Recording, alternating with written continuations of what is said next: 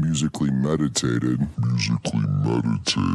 Welcome to Musically Meditated Podcast. I'm your host, Joe Riley. I'm here with my co-host, Sretton. What's going on, Sretton? What's going on, man? We're at the Green Door Studios in downtown Hobart. Beautiful downtown Hobart. This is a bonus episode, and we're going to call this one Don't Forget to Vote. For any first-time listeners, Musically Meditated Podcast is available on YouTube, Instagram, Facebook, and Twitter. So hit follow and like, and then you can listen to Musically Meditated on iTunes, Stitcher, Spotify, YouTube, iHeartRadio, or any other podcast listening platforms that you prefer. It's a special night because we have a special guest with us. We have Lisa Beck, candidate for District 19 State Representative. Hello, Lisa. How are you tonight? Good. I'm doing real well. Thank you guys for letting me be on here tonight. Yeah, thank you. You've been very busy. I know that, right? We sure have. Yeah. You were going door to door today? Yes, we did in Hobart, actually. Right on. Had some awesome conversations. Good. First thing, how many districts does Indiana have? 100. Wow. Yeah, the House has 100. Okay. And how many other districts make up for the Calumet region here? Oh, that's a good question. I'm not really sure. Okay. When you mean Northwest Indiana? Yeah. Like if we had to say like Lake and Porter County? Probably 19 since I'm the 19th. Okay. I would say that. Right. That might include LaPorte, though. You got me. Yeah. I'm not sure how many there are in Northwest Indiana. Are there any current state representatives that you support? Oh, yeah. I'll tell you that Chuck Mosley is a state rep, and he was the person that encouraged me to run. So I definitely am behind Chuck Mosley. I think a lot of him. He's done a lot for labor. He's a big friend of labor. Okay, great. And that's the first thing that popped up to me when I visited your page. It says that you've been fighting for working families for over 30 years. So could you give us a little background on your upbringing and your family life? Oh, sure. I grew up in a United Auto Worker family. You know, I grew up in a family where my dad was also really involved in the community. He was a coach. He was the athletic director at St. Mary's, a non-paid position for 16 years, which I think means a lot. You know, Absolutely. He was a volunteer for 16 years, and I can't tell you how many times as an adult I have been out, and this just happened to me recently, and one of his former players comes up and says, you know, your dad was a great coach, and he changed my life. You know, because of his coaching, I am where I am today, which is pretty amazing. Awesome. And where did he coach? At St. Mary's in Crown Point. Okay. I'm not sure if he coached anywhere outside of St. Mary's, but as long as I knew, he coached. Actually, my youngest brother, now that I think about it, he coached football in Crown Point, which was not related to St. Mary's. Right, so Crown Point High. Yeah, and he also coached, now that I think about it, at Andran. He coached softball, and my sister was at Andran. Yeah. Awesome. And how about your mother? What did she do for a living? Did she stay at home, or did she go out and work too? Or she was a stay-at-home mom. Awesome. I'm one of 8 children. Wow. Yeah, I'm the third kid, first daughter. So my mom stayed at home and she took care of all those kids. Awesome. Yeah. Awesome. And you yourself, you have 2 daughters, correct? Yeah, I have 2 grown daughters. Okay. 31, Natalie, and then I probably shouldn't say their ages over the air, right? It's okay. They might haze you later. Exactly. Right. My oldest daughter is Natalie, and then my youngest daughter is Katie Beck, who actually she's married. Her last name is Bryan now. So Katie Bryan and Natalie Beck is my oldest daughter. Awesome. And then your husband, Vern, as well? Yeah, Vern is... Shout out to Vern. Yeah. Okay. Woo-woo. Woo-woo. Okay. As far as your college background, where did you receive your undergrad from? I went to Purdue in Westville. Okay. Which back then it was, I think, just Purdue University. I don't know. I know that the name has changed Yeah, but recently. the piece of paper just says Purdue, right? Right. I think we were affiliated. Back then, the school was affiliated with West Lafayette, and Purdue Cal was actually separate, I believe. It was called Purdue Calumet. Okay. Cool. I went to IUN, so I'm IU, but I'm not going to hold that against you. Okay. I went to IUN, too. Did you? Okay. Yeah. And where did you earn your law degree? From Valparaiso. 2000. I graduated in 2000. Awesome. Yeah. I know Valpo, did the law school go away? This is the last year. The last year? Yeah. There was, I don't know if it's going to happen or not, but there was talk that they were going to work together with in Tennessee with some school. I forgot the name of the school. Okay. But I'm not sure if that's going to go through because I read something in the paper that might not happen. Well, I hope they stay around. Oh, me too. Right? Yeah, I hope they figure out a way to come back. Yeah, for It'd sure. be a shame if they stayed closed. So after law school, you joined the Lake County Prosecutor's Office as deputy. How did that all come about? Like, what's the story behind that? No big story. Okay. When I, honestly, in law school, I took the majority of classes that I took because my undergraduate degree was in accounting. So I took every tax class that I could possibly take. I wanted to be a tax attorney. Sounds like fun. Yeah. And kind of a nerd, but that's okay. It's okay. My last year of law school, my daughter was really sick, my oldest daughter. And when I finished law school, I decided that I wanted to work locally. So a friend of mine, Tammy Summers, was working at the Lake County Prosecutor's Office, and she told me that I should apply. So I applied, got hired, and in fact, I remember the interview. Bernie Carter was there. Okay. Your former teacher. My former professor at IUN, that was many moons ago. I think that was probably in like 2003. I don't know if he still teaches, but he was a great professor. Well, ironically, that's when I actually was interviewing in 2003. Well, there you go. Yeah, how awesome. weird. Bernie, yeah. We were just Okay. talking about Yeah, how we things were. happen. Yeah, strange, small world, right? It sure is. Totally small, but yeah, he was a great professor. So that's when you worked for him, technically? Yeah. Okay. I was hired, I think it was in September of 2003. Okay. And then you moved up to administrative deputy prosecutor? Yeah. Right? And then what's the difference there? Well, I started off in child support first, and I was there for about 18 months. And then I went into county courts, which is, misdemeanors and traffic. And I was there for about 3 months. And then I went into the felony division, which is felony cases. I was there for about 3 years. And then somebody had retired, and I became the administrative deputy, which at that time was what I did, honestly, in that time period. It was so different because it was in 2010, and we know the economy was really bad at that time. Yeah. So what I was doing was working with a budget, and then I also was writing grants. Some of the grants that we got was one of them that we were awarded was called the Drug Market Intervention Program, which was awesome. It was a training grant, and there was a group of about, I think it was 6 people that went to 7 different locations all over the country, and we learned about this program, which Okay. was a community policing program. As far as public programs go, were you involved in any particular ones? Like I read here the Drug Initiative Community Policing Program. Is that what you were going into? Well, the drug market intervention. What happened was we were awarded the grant, and it was just a training grant. So we started putting the team together. And community policing is about having all parts of the community working to solve a problem. And in this concept, it was instead of putting low-level drug dealers in jail and giving them a record, because a lot of time low-level drug dealers are individuals who do not use or maybe do use. A lot of times it's really sad. Some of them are doing it just because they can make more money. And so it was about helping them before they got a record. So what would happen is the police would do their investigation, and they would build a case on individuals in a high drug trafficking, high crime area. And then we would call the individuals in, and then you would ask them, or you would offer to them the program. And the program would be really finding out what is it that these individuals needed in order to be successful and not resort to drugs. So you might say, well, why would you even offer that kind of a program? 2 reasons. One of them would be, why give somebody a record, when they're just a low-level drug dealer? And the statistics really show that just by pulling off the low-level drug dealers, a lot of times they're going to have somebody else on the streets the next day. So it's really about trying to get a handle on the drug market in your area and to build your community. Yeah. And the program now is really a variation of the program Gary for Life, which is still going. Okay. I think they run it a little bit different, though. The individuals actually do get charged with a crime. The original intent was not to charge them with a crime because you don't want that on your record. All right, I like that. Yeah. Yeah, more options. What about the Lake County Sexual Assault Response Team? So that actually started off with a grant. There was a grant at that time. It was around 2010. And you may remember that LA County had made national news because they had thousands of untested rape kits that they had found that they had never sent to the lab. Whoa.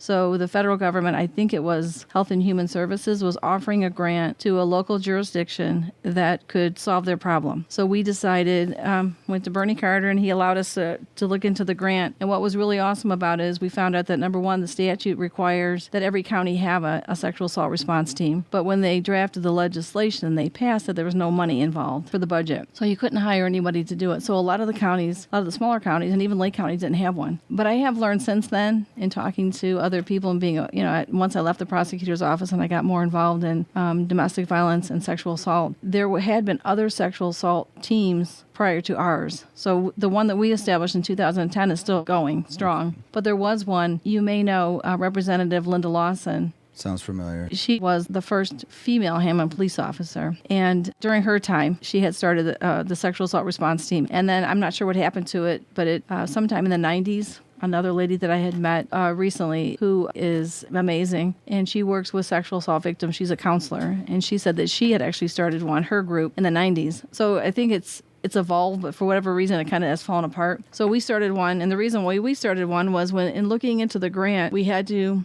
find out what the problem was first, and if we had a problem, and then how do we solve it. So in looking at how to solve the problem, or to look at how whether we even had a problem with untested sexual assault kits, we had some of the interns from the law school helped, and we called every single jurisdiction, because Lake County has a lot of different small police departments. And not only do we have the Lake County Sheriff, but each city and town has their own police department. We called every single police department, and we had 10 questions that we asked them in regards to sexual assault response, or the kits. And we found that we did have a lot of kits that had not been tested. And one of the questions we asked, what was the protocol that each department had? Because we believe that if we had a consistent protocol amongst all of Lake County, it would be better than each department having their own protocol. And we found out that some of the police departments were not sending kits to the lab because there was a memo, I think it was in the 90s, that said, do not send your kits to the lab unless you had a suspect. Whoa. Because back then DNA was so much more expensive. Okay. And so it made sense. Right. But this was now 2010, and we did have the ability to test every kit. And of course, you want to have the kits tested because you want to have the database. You want to put the information into the database. And actually, we've had cases. I say we as a citizen of Lake County. Right. We've had cases where individuals were because right now, once you're arrested and you go to jail, they take your DNA, or when you go to prison, they take your DNA, and they put it into the database. So there actually have been individuals there was one person in particular who actually was arrested for I think it was a burglary. When they put his DNA into the database, they found out that there was a bunch of women who had tested kits that matched up with their rapes. So this person was found. I mean, it works when the DNA goes into the system. Good. Well, I hope he's locked away. I have a question. I don't know if it relates, but as far as the kits go, I was going to ask earlier, but then you answered it. My first question was going to be, I didn't understand if there was like a woman comes in, says she's been assaulted. They use the kit. So they put her name and all her information on there, and then they set it aside. You answer that. And then they would never take it to the lab. That's the issue. When they do the reporting for sexual assaults, is there some kind of, does anybody get any brownie points if the numbers are lower? Is it a reporting issue, or do you know, or is... asking that right? I don't think that anybody gets brownie points. Right. I think the issue, honestly, is there's a difference between, and we heard this from police departments, there's a difference when a case of sexual assault or rape is investigated versus any other case. And here's a great example. If you are somebody who has your garage broken into and maybe your favorite saw is stolen, you're going to call the police department every day and find out, hey, did you find the person that did it, and have you found my saw? But when somebody is raped or there's a sexual assault, there's so much shame that's involved in the crime that they don't even want to be involved. And a lot of times, I think the statistics say that 1 in 6 women have been sexually assaulted, which is just unbelievable. But I think that's only the number of women that have actually reported. Right.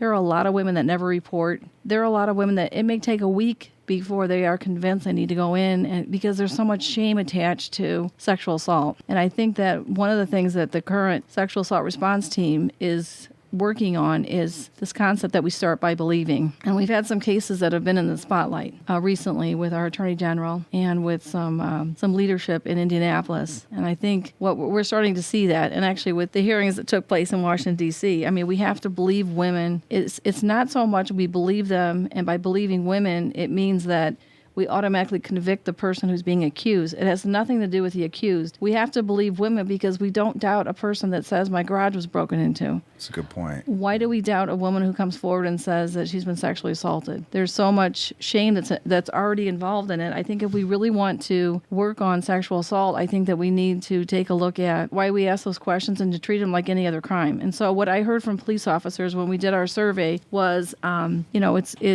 I remember a detective told me, I said, why is it that we don't follow up the question that you asked? And he said, well, they don't call me back. So if somebody goes to the hospital and they have their rape kit done, a lot of times the questions that happen at the hospital, and maybe the person is still in shock, they don't want to talk about it again. They don't want to keep talking about it every time that they are questioned by the police. Maybe the original reporting officer takes down the report, and then the detective reads the report a couple days later, and he now wants to talk to the victim, which I'm going to call him not a victim, but a survivor. When they make the call to the survivor may not want to tell that story again. It's really hard to have to repeat it. And so I think sometimes police officers see that as, oh, she must not be interested in having her case pursued, when the reality of it is, it's just the nature of the crime. It's too hard to talk about.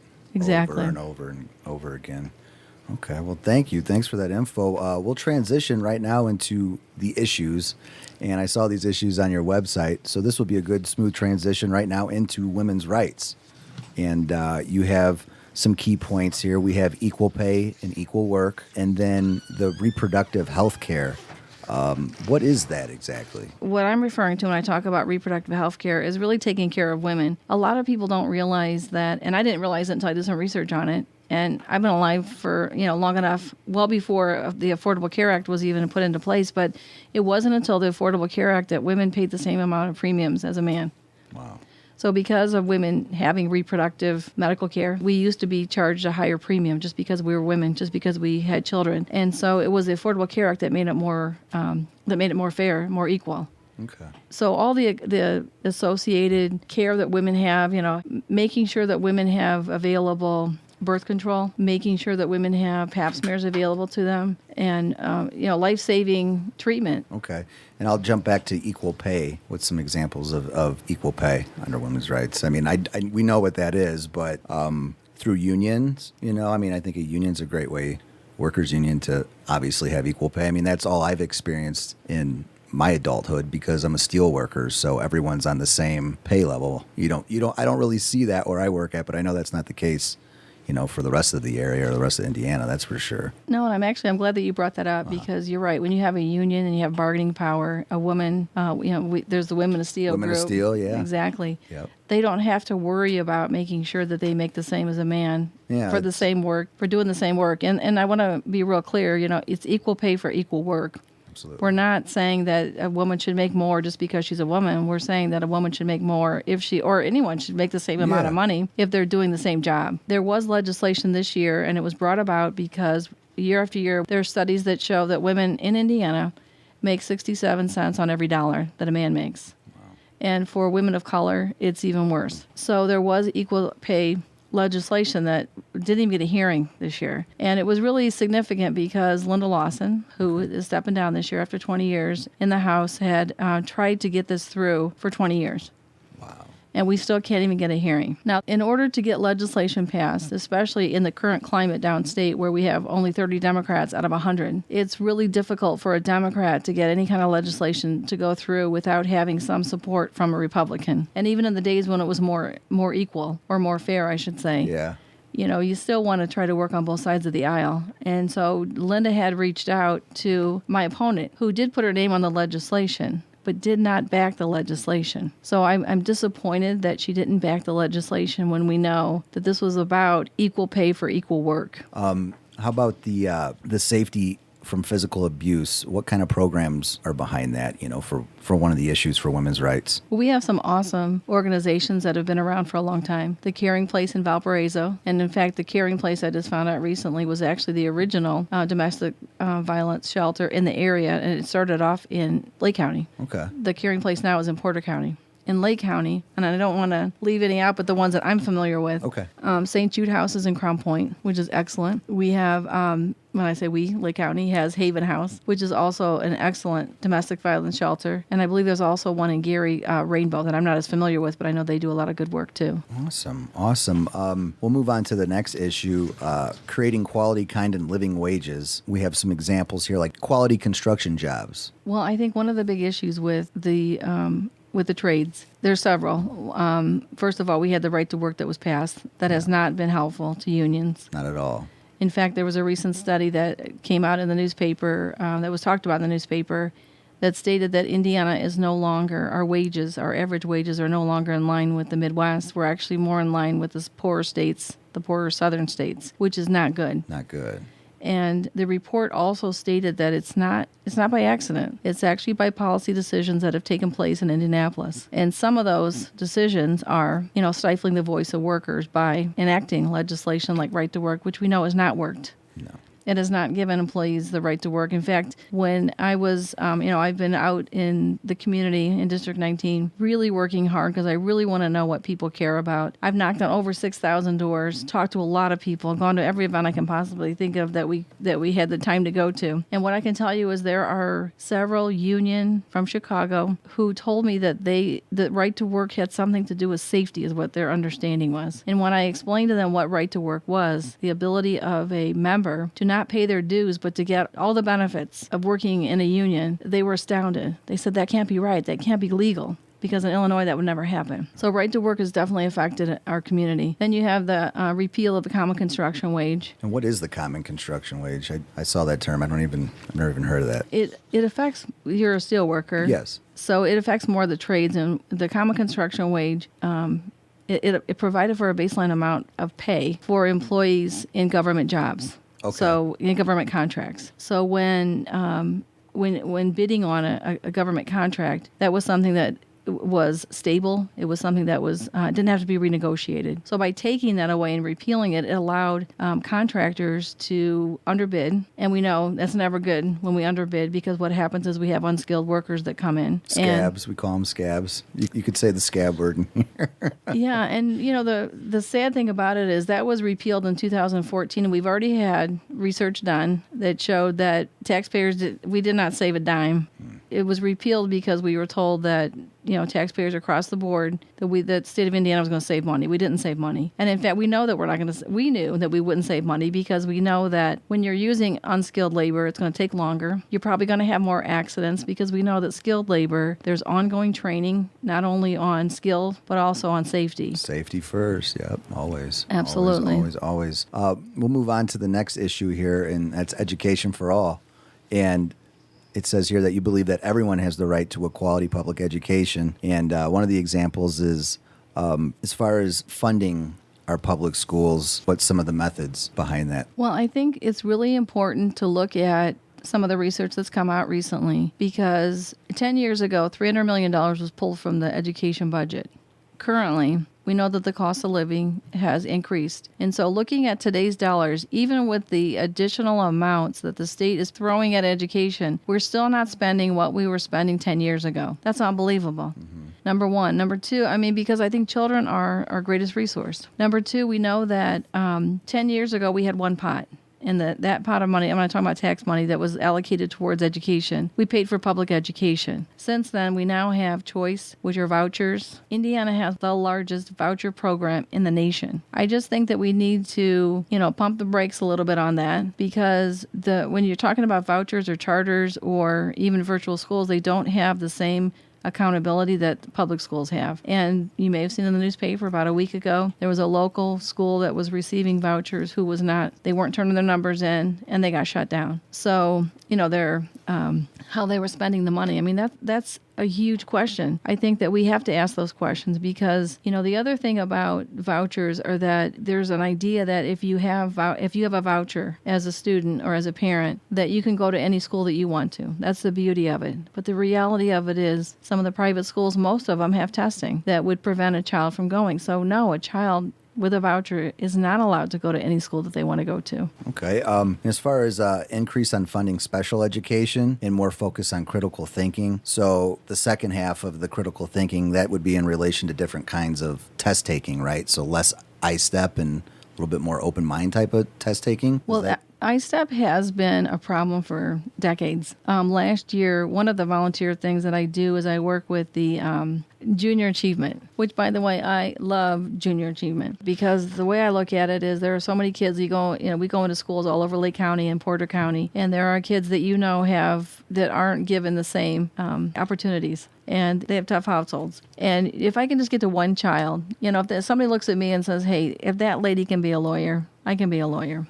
Absolutely. I don't think I said that I'm a lawyer, but did I say that? I think we mentioned that. Yeah, so I'm in private practice, and most of the kids want to hear stories about when I was in the prosecutor's office, which is kind of funny. But last year I was in a middle school in Hammond, and it was during the week of I-STEPs, and the tension in the school was unbelievable. I remember that when I was younger. I never did well on I-STEP because the anxiety, that pre-test anxiety, and you're being watched, and if you don't pass, you're not going to go to the next grade. And the testing, from what I understand, it's not completely gone. I-STEP is not completely gone, but this year they're going to have I-Learn. I forget, I think it's in high school they're going to have I-STEP still to finish off. But so the difference from what I understand with I-Learn is it's going to be, well, one of the problems with I-STEP was that there always were difficulties in the testing scores. I think this year we had a problem with the scores were somehow they were wrong. So what they're going to do now is when a child takes I-Learn, if they answer a question correctly, it'll take them to maybe a more difficult question.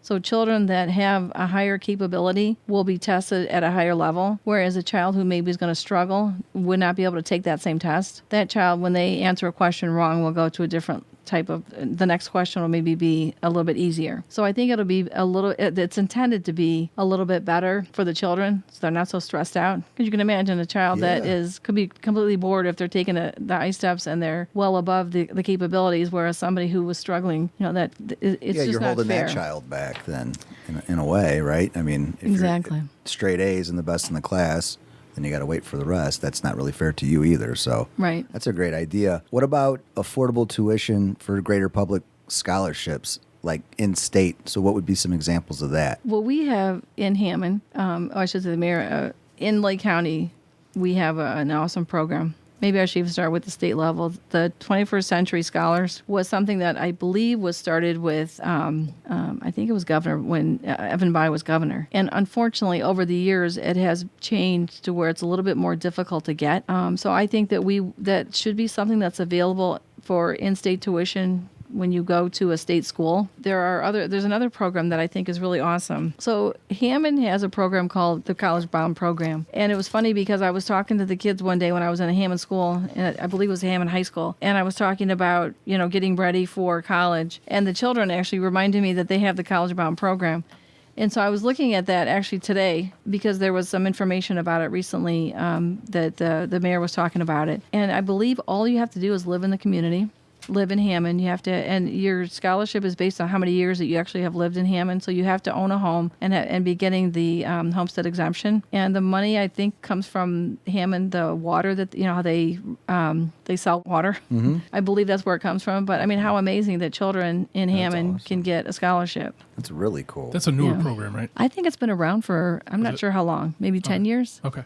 Maybe longer. I know it's from, because I think you see... I've heard the mayor talk about it before on the radio. It seems like a really, really good program. Yeah, it's a great program. And what's amazing was kids in high school, I think they were freshman or sophomore, knew about it. Awesome. So it's not a secret. Good. Moving on to the next issue, making government work for the people. And my first question is, what is the Open Government Initiative? Transparency. Okay.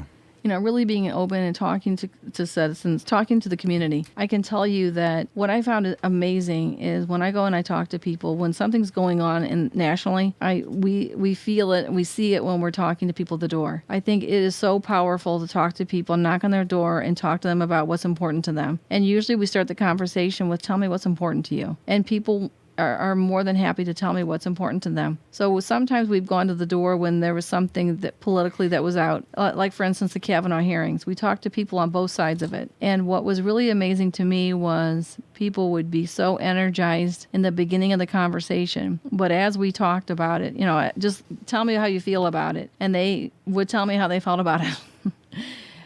But we could get to a place where we had an understanding or we had common ground, which I think is amazing. And so, taking what open government means, not only allowing the public to know what's going on, but also to talk to the community, having town halls, having conversations with people about what's going on so that we have an understanding. I think that because our community right now our nation is so paralyzed from being polarized, I think the solution is to get back to what do we have in common and what do we all care about. And it's amazing from door to door when we talk about the things that we all care about, they're all the same. In talking to over 6,000 people. I can tell you that people care about schools. We want to make sure that our kids have opportunities, no matter what background you come from. We want to make sure that we have good jobs, good paying jobs. There's a lot of people working more than one job in order to meet the needs of their family. And I think people care about having good paying jobs. We also care about infrastructure. And it's interesting because,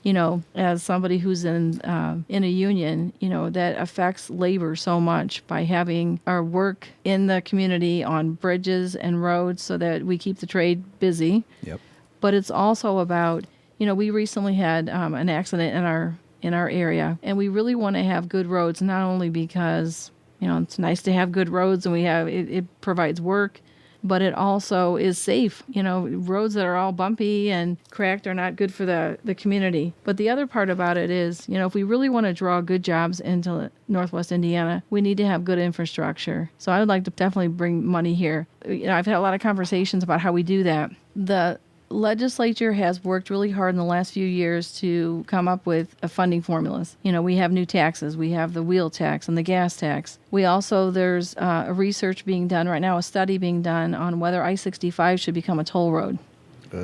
Yeah, exactly. Most people that I talk to about that, we're not happy about having I-65 be a toll road when we have the only toll road right now in the state. And then you may have seen maybe about 2 or 3 weeks ago, there was an article in the paper about next year, the toll road is going to increase the cost for the tolls for truckers, $1 per toll. And they're going to give the state of Indiana $1 billion. And our governor has announced where that money is going to be spent. And part of it's going to go to finish I-69, which is a huge debacle. And most people up here aren't real crazy about that idea. We like to see the money. If we're going to be tolled up here, we want the toll money to stay up here, at least the majority of it. To have the majority of it not stay here in Northwest Indiana, that's just not fair. It's just not fair. Not at all. Absolutely. That's good. But now I want to transition into this issue. And we talked before, and I noticed that I just want to give you a shout out and credit for actually recognizing this as an issue, because I'm aware of the person you're running against. I did my research on them and they didn't have this. So thank you for recognizing this as an issue. And it's definitely the elephant in the room, and that's heroin abuse. It affects everybody around the country, but especially here in Northwest Indiana, and the opioid epidemic, or whatever you want to call it. But at the end of the day, heroin is the main thing that's killing people. And unfortunately, in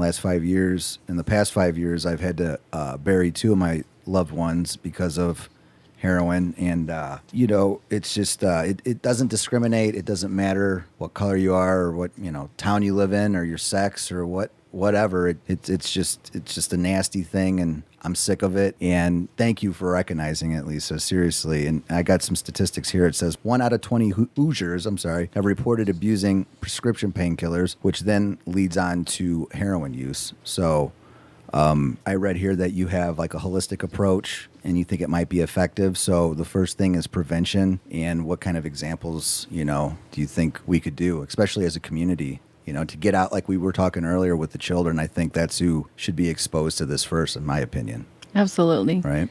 I think prevention to me means talking to kids even in elementary school about what heroin is and all the drugs that are a problem. In fact, there was a newspaper article, I believe it was in the newspaper yesterday, in Porter County. The coroner had stated that actually heroin is not one of the top 3, that it was fentanyl. And I think cocaine was the second one. Okay. Was that? I'm not sure if it was cocaine. I know it wasn't heroin, which I was really shocked. So prevention is really talking to kids about it. And there was a video that the sheriff from Porter County had done, Sheriff Reynolds, a couple of years ago, and it was so helpful. There were parents that had lost their kids. They were talking about what could have changed, how they could have made a difference. And one of the things was talking to the kids about the effects of it and how bad it can be. Yeah, I remember when I was younger, it was I think it was after DARE. Remember DARE in the 90s? I grew up with that. And then I remember in middle school, they would bring some people in kind of like a Scared Straight, and if we had more recovering addicts do that, like at that age, because I think that's like a very vulnerable age, like middle school, like have those individuals come in and share their story and share their experiences, so it would scare you. Or like certain movies too. I believe like Train Spotting is a good one. I remember it really freaked me out. Like show those kind of movies, like the reality, bring in the mothers, bring in the fathers or the loved ones that have lost people to heroin. And back to the fentanyl thing. Fentanyl is just another opioid that they're cutting with the heroin. So it's like 20 times as strong. So a lot of people are accidentally overdosing because wherever they're getting the heroin from, they're cutting it with fentanyl. And I believe a lot of that's coming from China, but don't quote me on that. So yeah, it's just I'm so sick of it, but I think starting with the children, that's a good place to start, right?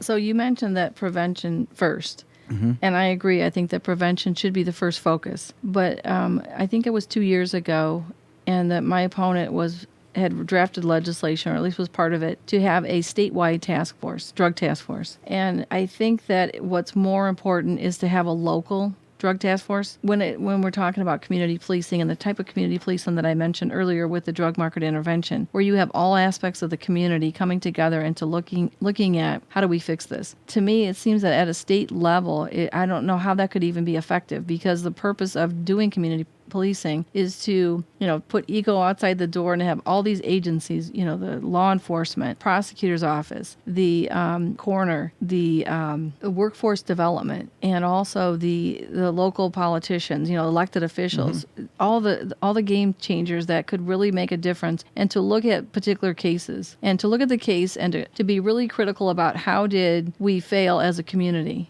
And I think that's how good change can come about.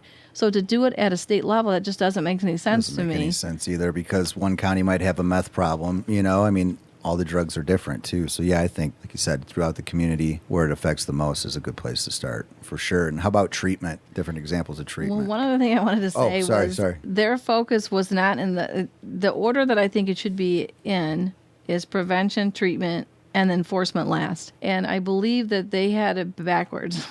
They had enforcement first. So I assume what that meant is that enforcement would be that once somebody had been caught either using or I should say in possession, or somebody who's dealing, that's when we would get involved and maybe offer treatment. That's too late. I think that you have to start with prevention with children. And then the next step would be, if children have, without having law enforcement get involved, suggesting treatment, so that somebody, we could fix the problem before we resort to having somebody afflicted with a crime. Okay. Or being arrested, if that makes sense. Yeah, it does. And as far as treatment goes, too, I remember it was probably a few years ago, and I had a friend, and it followed that trend. He never went to heroin, but it was all painkillers, and he got so bad, like we had a small intervention, and I was like, hey, I don't know how this works, but I'm going to take you in to the hospital. I'm not going to say the hospital name, but I'm going to take you in, and we're going to sign you up for rehab. Well, that's not that easy. So this is a true story. We go in there, and he's been withdrawing for the last 2 days. We're sitting in the waiting room at the hospital, and a guy around my age came in, like in his 30s, and he's crying, and they're like, what's wrong? He's like, he's in the car, and they literally went into the car and brought in his friend that had just overdosed and died. So for my friend that was sitting there with me, it really freaked him out. But what I'm getting at is he didn't have insurance, so they pushed him away. Like, we do not have any rehab facilities whatsoever. I don't know who told you this, but we don't have anything here. So I had to take them, and then we had to look for rehab facilities, and everything was just ridiculous, as far as the price goes. And not only that, just the fact that we went to the hospital and we went to the ER, they sent them that bill later, and it was just like $10,000 or something crazy. So how can we actually have better treatment programs? Where do you go? If you are addicted to opioids and you want to kick it, what can we do as a community or whatever to not get pushed away, like the gentleman that did that, brought his friend that was dead. We're talking about life and death here. What can we do better for treatment? Right. Well, I'm going to be honest. I don't really know much about what treatment is available right now. I had a friend whose daughter was using heroin, and heroin, as you know, is really difficult to kick. And he took her in a car by force to Indianapolis when he had to get her care. So I'm not really sure what's even available around here right now. I mean, some of the things that we offer, there are drug treatment courts that force someone to get treatment in order to kick it, I guess you could say, or face time in jail. There are also treatment centers. I know some of the ones that are offered, as an attorney, I've seen clients or even parties on the other side who have gone through treatment. And I know you and I talked the other day about, some of the problems that I see are with the non-addicting drugs like methanol or methadone and Suboxone. Yeah.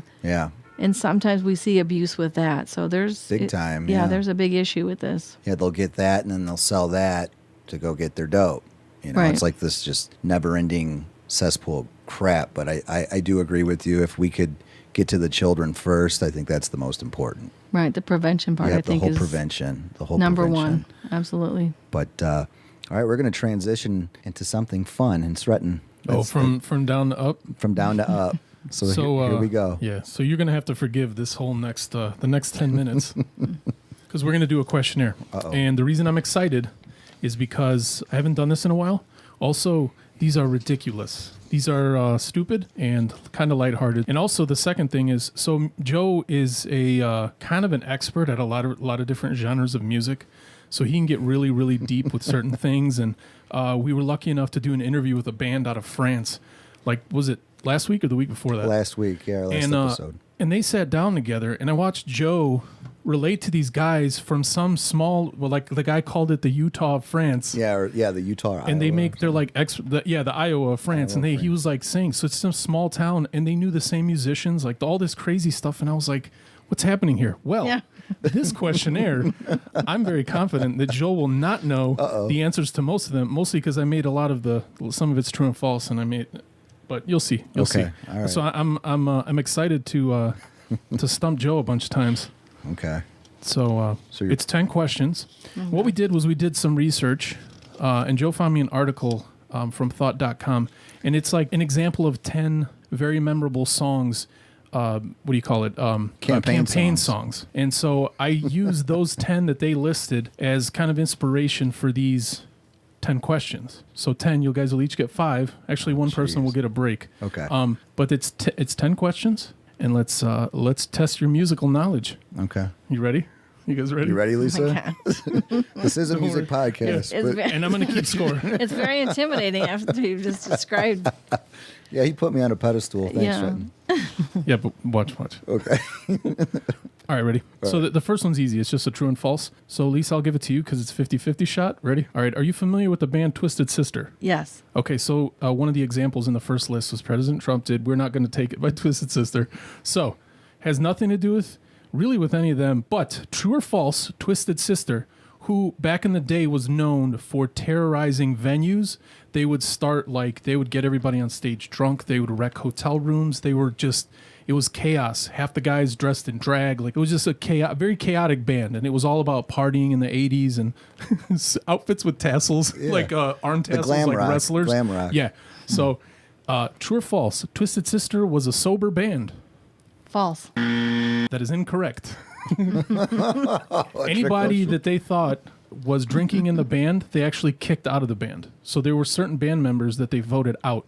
But they were always, after all that chaos, and they were arrested for indecency, and there's all these crazy stories, but they were sober the whole time. Wow. So they're just kind of a musical rowdy- group of nutcases. A rowdy bunch. Okay. So, okay, all right. Ready? Question 2. All right. It's kind of setting a little bit of the tone. All right, ready? All right. So, Hillary Clinton in 2016, one of her campaign songs was by the band American Authors, released in 2014, and the song is called Believer. We won't say what we thought of that song, but I'm going to list off 6 song names, and you tell me which 2 are not real American Authors song titles. Ready? Are you First asking one me? is, I'm asking you, Joe. Okay. Ready? First one is Believer, which is the title Yeah. that she used. So that one's easy. So don't say Believer. All right, ready? Believer, Heart of Stone, Onion Breath, Oh What a Life, Faulty Deodorant, or Love. From the smell of you, faulty deodorant. Okay, so that's one. There's another one in there that's correct. Ready? Believer, Heart of Stone, Onion Breath, Oh What a Life, or Love.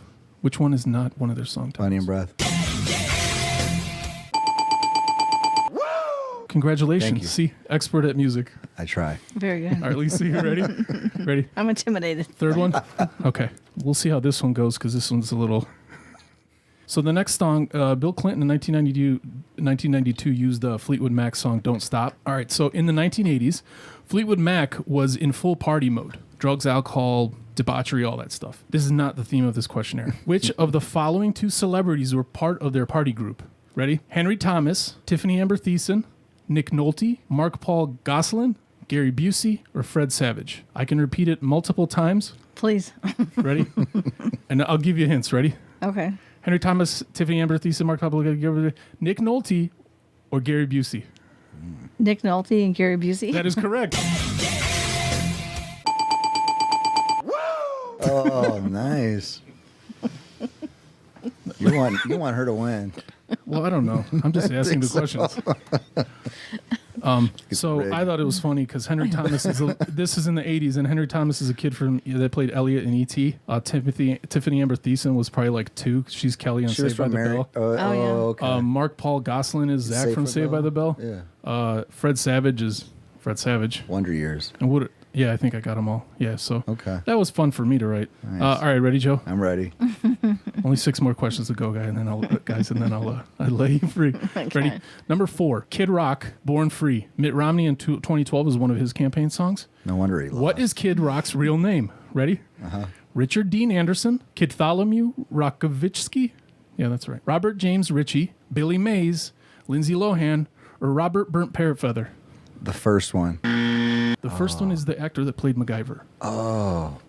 Is it Bartholomew Rakovitsky? God, that's hard to read. Robert James Ritchie, Billy Mays, Lindsay Lohan. It's Robert James Ritchie.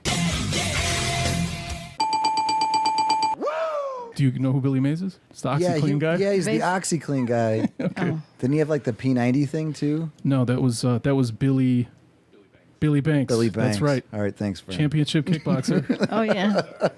Billy Blanks or Blanks? Banks? Blake's. I don't even know what happened there, if you were right or wrong, but that was a team effort. Congratulations. All right, question 5. Tom Petty, I Won't Back Down. Great song. George W. Bush used it in 2000. Womp. I just thought this part was cool. So in the 80s, there's a band called the Traveling Wilburys, which apparently a lot of people know who they are. You're nodding, Joe, because you know who they are. My parents jammed that back in the It is 80s. like, from what I know, 4 out of the 5, and the 5th one is also famous, but they were 5 very famous musicians at that time that were using aliases. So which one of these aliases is Tom Petty's alias? Ready? Okay. I think. Charlie T. Wilbury, Lucky, Otis, or Lefty? Charlie T. Wilbury. I think that one. That is correct. Charlie T. Wilbury. Also, Tom Petty was known as Muddy. The other members of the band, which I found super interesting, is Bob Dylan was in the band, and really? he went under Lucky and also Boo. Jeff Lynne was in the band. He went under Otis and Clayton. Roy Orbison was in the band. Yeah, Orbison was in there too. And they called him Lefty. And then for their second album, he wasn't around, unfortunately passed away, so he didn't get a second nickname. George Harrison was also in the band. Oh, George Harrison. And he went that's under right. Nelson and Spiky. So I quite listened the to some of super that. group. Yeah. I listened to it earlier today. It sounded a lot like the guy that wrote If You Like Pina Coladas. Oh, Jimmy Buffett? Yeah, I knew you knew he was. Oh, jeez. Yeah, it looked like it sounded like a lot of Jimmy Buffett music. So, all right. So far, so good. It's really easy. All right, number 6, Barracuda by Heart, a song I really like. I do too. John McCain and Sarah Palin used it in 2008. Which of the following are not lyrics from Barracuda? You can just refer to them by number. Ready? Number 1, you smile like the sun, kisses for everyone. Number 2, dive down deep to save my heart. Number 3, sell me, sell you, the porpoise said. Number 4, it's not delivery, it's DiGiorno. Sorry. Number 4, it's not delivery, it's DiGiorno. Number 5, there's 2 of them. Oh. Number 5, you hear that, Elizabeth? I'm coming to join you, honey. And number 4 and 5. Bonus point if you know what number 5 is from. I don't. Will you say it again? Sanford and Son? Yeah. Is it Sanford and Son? You hear that, Elizabeth? I'm coming to join you, honey. Sorry. I'm 3 years old. Ready? Number 7. You gotta grab Ready, your heart Lisa? when you do it. Yeah. Number 7 is Patsy Cline, Crazy. A great song. I don't know why, maybe just because the word crazy is in it. But Ross Perot used it when he was on his campaign. Oh my gosh. I did not know that Patsy passed away in a plane crash when she was 30. I didn't know she was only 30. Anyways, which one of these are true and which one of these are false? Now, you will find a pattern very quickly. Hint, hint. I don't know if that was a good hint. Ready? I forgot who's answering these. This is It's me. Lisa's. Yeah. Lisa. All right, ready? She was the first woman in country music to headline in Vegas. True. That is correct. Really? Number 2, she was the first woman in country music to perform at Carnegie Hall. True. She sold more albums after her death than when she was living. True. Her mantra when performing was no dough, no show. She always got paid before she performed. True. Her song Crazy was written by Willie Nelson. False. Oh, true. Is it? Oh man, Willie Was wrote it? that? She thought about it and got it right. Oh. Wow. Yeah. Okay. Sorry, I thought maybe the pattern was obvious on those. Yeah. I don't know what that means when she sold more albums after her death than when she was living. Don't you suppose that's fair to say about most of these powerhouses? Yeah. That's sad. You're It is nobody sad. till somebody kills you, so they say. It's terrible, Wow. but That's I think that's the name of a band you like. well, no, that was a song by Notorious B.I.G. And then he ironically got murdered like right after that album. Oh, wow. Yeah. It's terrible. Sorry for the buzzkill. Well, Next. that's 5 points for Lisa. Who's winning? I don't know. I stopped keeping track a while ago. Okay. Ready? Number 8. Bruce Springsteen, We Take Care of Our Own. Played at President Obama's 2012. Ready? Yeah. True or false? All right. All right, we got 3 of these. The Boss nickname came from Bruce being chosen by the band to be the guy that gets paid when they were touring when they were small, and then he took all their money and paid them. True. That's a lot of confidence. Number 2. Bono from U2 gave an induction speech at Bruce's Rock and Roll Hall of Fame induction, and in turn, Bruce gave one for U2 when they got in. I say false. I don't see Bruce Springsteen going wrong. to Ireland. I'm wrong? Yes, they both. So 1999, Bono gave one, and then Bruce Springsteen gave one for U2 in 2005. It was very nice. Probably hugged or something too. Probably. Sweet. All right, number 3. Bono. A recent online review of a Bruce concert said, and I quote, 3-hour concert? Really, Bruce? Last year when you came, you did a 3-hour and 45-minute concert. Disappointed by Boss of Lazy, 2 stars. False. End quote. That is true. Oh. I mean, no. You are correct. Oh, I'm correct? That is false. I got to use my words better. You got it. You All got right. it. Lisa, you're going to get a break. Thank God. Number 9 is not an actual question. I just thought it was a cool fact. So Creedence Clearwater Revival had the song Fortunate Son. John Kerry used it in 2014. This is just what the phrase Creedence Clearwater Revival came from. And it's very, very insignificant. Kind of like when people ask, why is the green door called the green door? Right. And we said, because we painted it green. I love it. So Creedence was one of the band members' friends, a guy named Creedence Newball. Clearwater, one of the guys liked the commercial for a Olympia beer, and they had a beer called Clearwater. And Revival was because a number of the band members went to the military for 3 years, and they were gone, so they weren't able to record. That's that.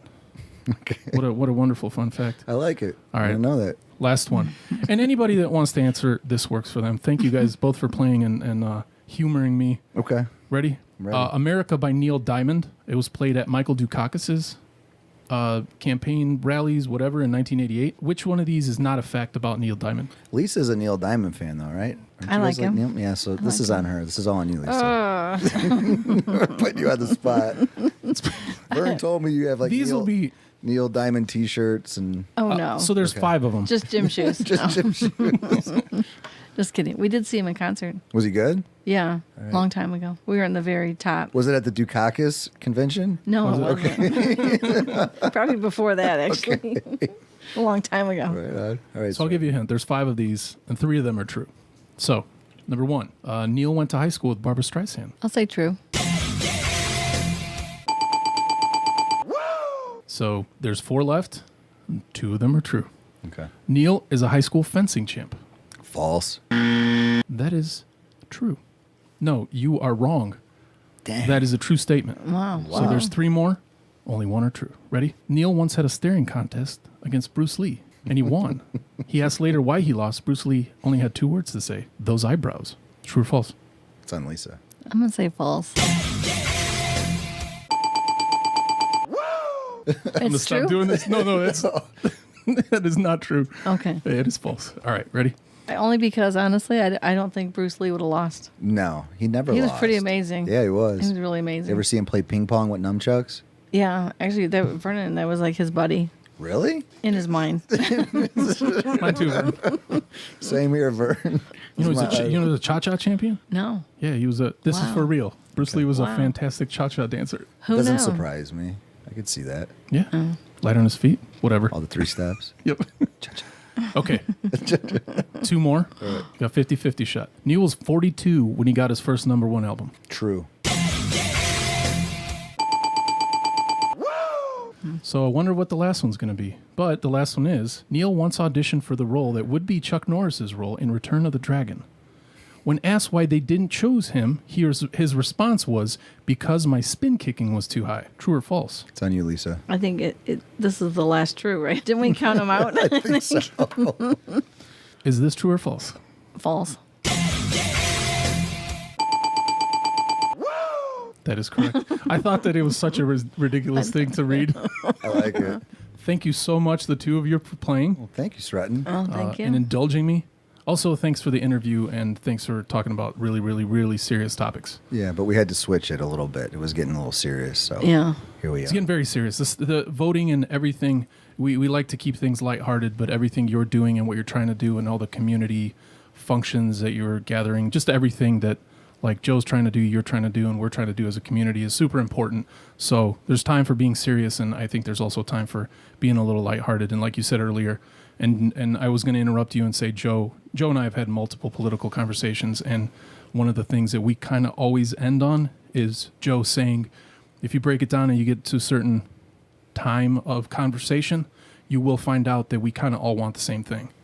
So Absolutely. From me, thank you, Lisa. Yeah. Yeah, Lisa, thanks for coming out. We really, really appreciate it. And just a reminder to everyone, please go out and vote, right? It's November 6th. Everyone could vote early. I know a lot of people probably already have, but I haven't. But definitely November 6th, please get out and vote. And make sure you vote for Lisa Beck. And anybody else you want to plug in there, Lisa? I mean, there's a lot of really good candidates that we have in Lake County and Porter County. Okay. And of course, I'm a Democrat, so I'm going to tell you to vote Democrat. We're going to vote Democrat. Exactly. It's safe to say. But yeah, thank you again for coming out. And I always close with a meditate on this, and I'm going to get on my soapbox a little bit. But I think protesting in social media, political debates might be cute or cool, but it's not my personal style. I think the best time to flex your voting rights is going and voting on November 6th, especially to all the millennials out there. Please go out and vote. Vote as if, your rights depended on it, especially at the local and state level. And this is also, in my opinion,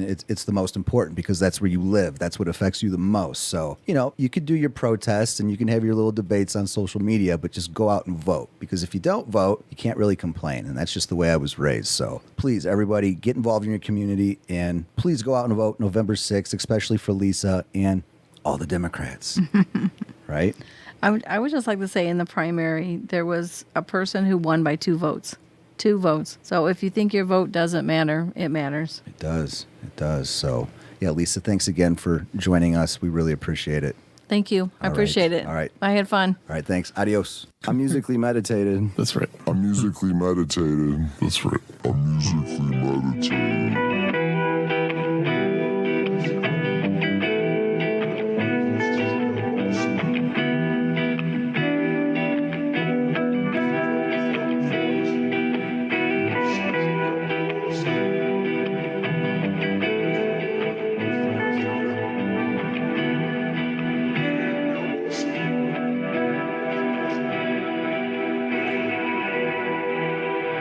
Go vote. Go Go vote. vote. Go vote. Go Go vote. vote. Go vote. Go Go vote. vote. Go vote.